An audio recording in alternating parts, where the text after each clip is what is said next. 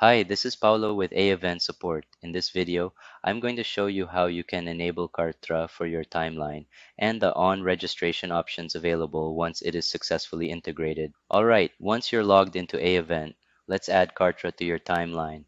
Let's open your timeline and click on the Integrations section. Look for Kartra. Toggle the switch to enable Kartra for your timeline.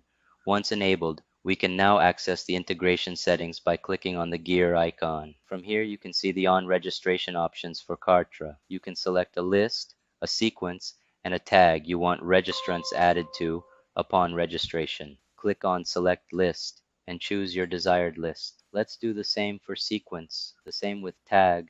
Select your desired tag from the list. Once you're done, click on Update Settings at the bottom to save your changes. This is also where you can select the custom fields you want for your personalization values for Kartra. Once you select these custom fields, AEvent will pass on these information to Kartra. That would be all for this video. Thank you for watching.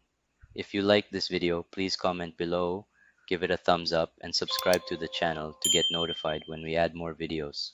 Thanks again.